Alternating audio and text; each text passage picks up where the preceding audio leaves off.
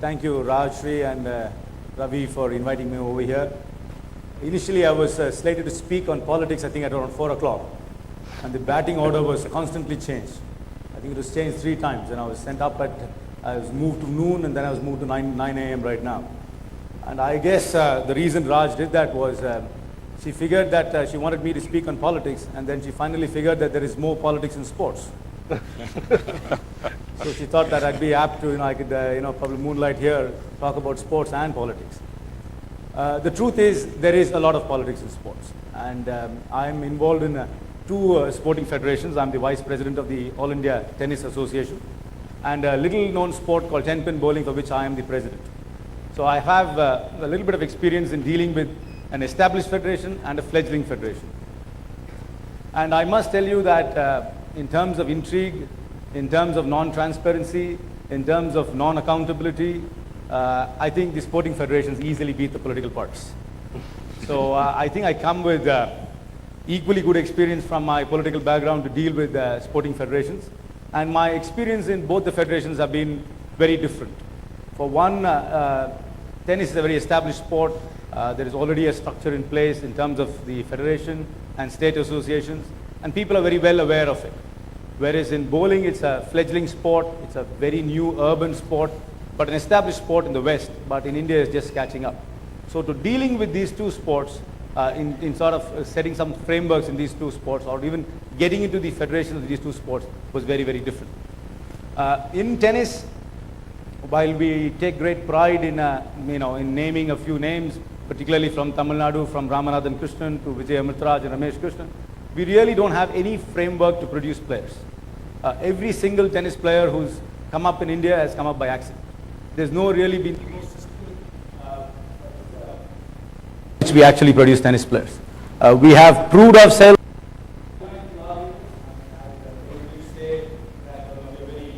We do glamorous events in world-class style in the IPL, and I'm involved in the Chennai edition of the ATP, which is now the Aircel Chennai Open, for which I'm the chairman. That tournament has been going on for 15 years. It's a unique tournament in which there is the involvement of the state government for the first time, and there is a private partner as well. So it's a unique private-public partnership. So while we are pretty good in organizing events, I'm not too sure about the Commonwealth Games, so don't get me into that topic. I mean, we are pretty good in organizing standalone sporting events. We really are doing very well producing players. For example, 15 years, no Indian player is good enough to get into the main draw. In fact, even the year Somdev Varman, who reached the finals in 2009, had to be given a wild card to get into the main draw. The cutoff for the tournament is 110, and there's no Indian player in the top 110 even to enter the tournament. And I believe that when the tournament comes on in 2011, again we'll be giving wild card entries to players to get in. So there's really no framework by which we consistently produce players. Most players have been produced because their families have been very passionate about it. They've been supremely talented. The families have made a lot of sacrifices, and somehow they've had some lucky breaks and they've moved up. But tennis has changed dramatically. Tennis is a very European-centric sport now. Perhaps the balance of power is shifting from Europe to South America to a great extent. It's no more an Anglo-Saxon sport. It's not an American, Australian, or British sport anymore. It's very European, very South American. But in these areas, there's a completely different framework which produces players. And I think when you talk about excellence in India and our management skills, we're constantly only talking about management skills in the corporate side or in companies. Whatever Mr. Galla and Mr. Mariwala said, all those principles can work in sports as well. Sporting organizations can be run and should be run like large corporations, because we raise money, we spend money in large events, we need to produce players, there need to be systems. Like you're producing products, we need to produce players consistently. But for that, you need to have much better management in the federation level than what's happening today. Today, sporting federations are run by people because they are well connected or they're very rich, and it's because of the benevolence they're there. They're not there because of the competence. While we measure competence in the corporate world by performance, or even measure performance in the political world by throwing people out after every 5 years, in the sporting structure, people are there forever. There is really no transparency, no accountability, no systems, none whatsoever in any sporting federation in India. In tennis, it's been a big battle getting into the federation, trying to think a little differently, trying to do a little things a little differently even in Tamil Nadu. In Tamil Nadu, we are making a small start. In fact, after Mr. M.A. Alagappan became the president of the organization, we have started making a small start in sending coaches from the cities to the districts. It's a similar problem like you have with doctors. Every doctor wants to come and practice in an urban area. Every single person who is a tennis coach wants to come to the city of Madras and start a ball feeding academy, because there are lots of kids there willing to pay 1,000, 2,000 rupees a month, and they have hundreds of kids in their academies, and they make a fair amount of money. But there are no coaches in the districts. In fact, we are now working on a program by which we will be sending coaches, paying them city salaries, but encouraging them to move to their districts. In fact, we've just signed up with a sponsor. I'm not at the liberty to announce that here, but very soon we'll announce that we will be moving coaches to Tiruchi, Madurai, Salem, and Coimbatore from the city of Madras, because those coaches in Chennai who are equipped to deal with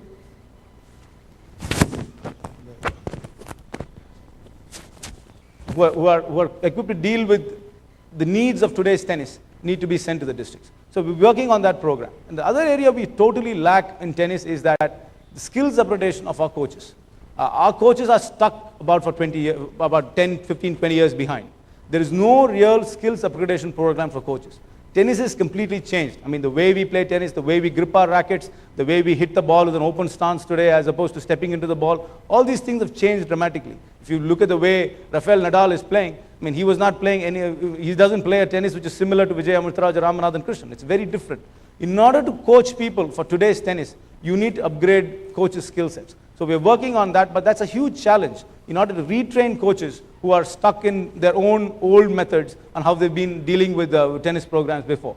So these are big challenges we have in terms of broad-basing the sport, big challenges we have in moving coaches from the cities to the districts, big challenges we have in retraining coaches.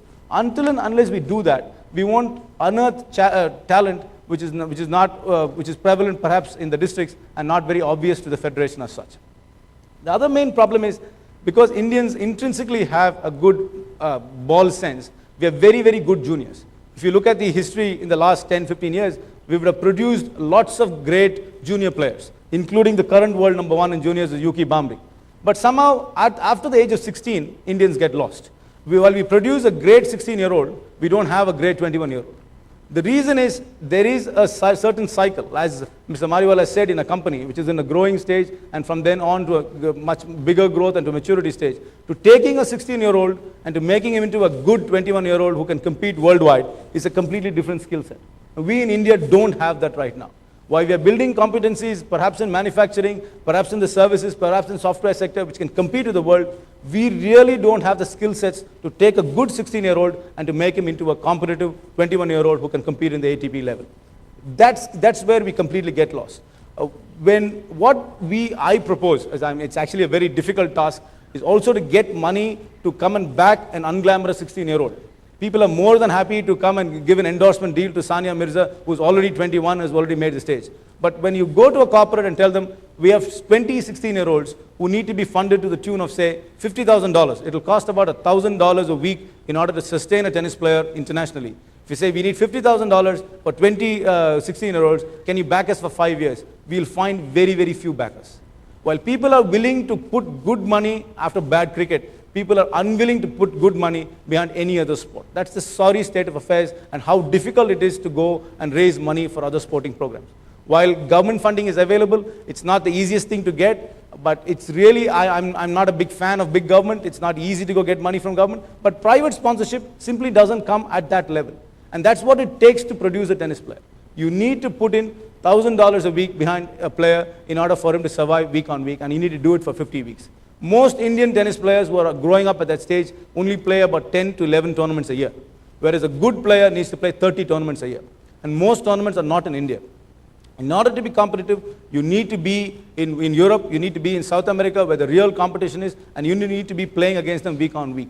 In Tamil Nadu, we are having a scheme right now by which we'll be sending 3 players who we think are the best to Germany and to Spain, and we'll be supporting them. But in order to really produce champions, you need to have a pool of at least 20 players, and you need to back them for at least a minimum of 5 years. So all management principles which apply in corporate world, and how to sustain an organization, how to grow an organization, how to take them up to a different level is equally applicable in the sporting federation.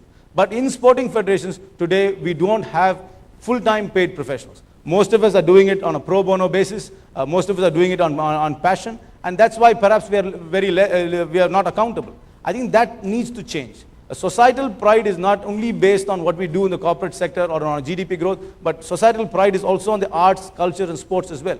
In order, if you need to have sporting icons, if you consistently need to challenge the established world powers in sports, we need to have a much better framework, paid professionals who are accountable and who will be held responsible for bad failures.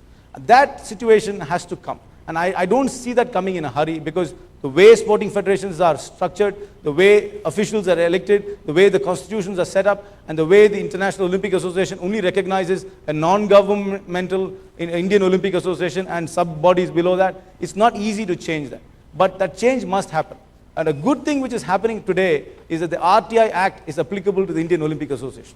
I hope people will start using that a little bit more now to start questioning how federations function, how they're spending money, where they're raising the money, and what kind of support they're giving athletes. If that kind of scrutiny which is there in the corporate world, that kind of scrutiny which is definitely there in the political world, is extended to the sporting world, I think that there can be some sort of change happening there. Coming to bowling, bowling had its own problems. When I had to go and meet the government and explain to them what bowling was, it took me a little while. People were confusing it with the lawn bowls. People did not know what bowling was. But bowling is a growing sport. It's an urban sport. Most malls, most large developments in most cities will have bowling alleys. Bowling alleys will start off as leisure activities, but one must understand that bowling has 12 gold medals in the Asian Games. It has more medals, that is 36 medals in total. There are more medals in bowling than in tennis. So in fact, these are sports in which Indians can do well. I have this theory where I believe that Indians can do well in any sport which does not involve running. So we can do well in sports where we just have to have hand-eye coordination. I mean, that's why we have Abhinav Bindra winning the shooting, we have Geet Sethi winning billiards, and now I think we can produce champions in bowling as well.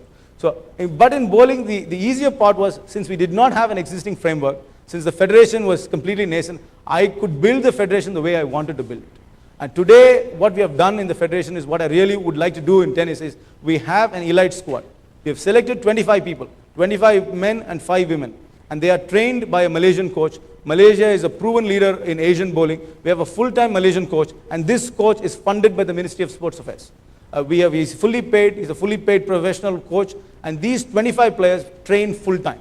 I don't believe that anybody can be a part-time sportsman in today's day and age. If you want to excel in sports, you can't be part-time. You got to be a full-time sportsman. You need to train, compete, and travel constantly. You have a little bit of an off-season, but you can't say, I'll have a day job and then try to be a sportsman. Those days are long gone. Those days of scholar athletes are long gone. In fact, that's another impediment in India. In tennis particularly, most very talented children at the age of 16 have to make a critical choice. Somehow parents think that their child can be a scholar athlete. Somehow parents think that the child will go to IIT and still win Wimbledon. Sorry, I must tell you that there has not been a single Wimbledon champion who's finished high school. If you finish school and go to college, I can guarantee you will not be a professional athlete. If you want to be a professional athlete, you need to take the call very early in life. You need to take the call at 16, and you got to dedicate yourself to that calling full time as you would do in any other profession. There can't be part-time athletes, there can't be scholar athletes. They have to be full-time athletes who train, who compete and travel all the time. And that's exactly what we're doing in bowling today. These 25 people who signed on with us do it full-time. They cannot hold any other job. While we can't afford to pay them to be in the squad, we take care of all their expenses. They train for a month in India, they go abroad for a month to compete and to train, and they come back to India. And we have a program running up to the Asian Games in 2010. And that's the only way we can produce sportsmen, is we throw them out to better competition, to better training, and make sure they're full-time, and we support them with resources so that they don't have to worry about the little things in life. Until and unless that kind of funding, that kind of management, and that kind of drive is given, I will only be the nation of the largest spectators. We will watch F1 on TV, we will watch cricket on TV, and we will watch everything on TV. We will not produce champions. The same excellence which we have brought in certain sectors of manufacturing, certain sectors of business, the same management principles hold good for sporting federations, and until and unless we bring that change, we will simply not have champions. Thank you.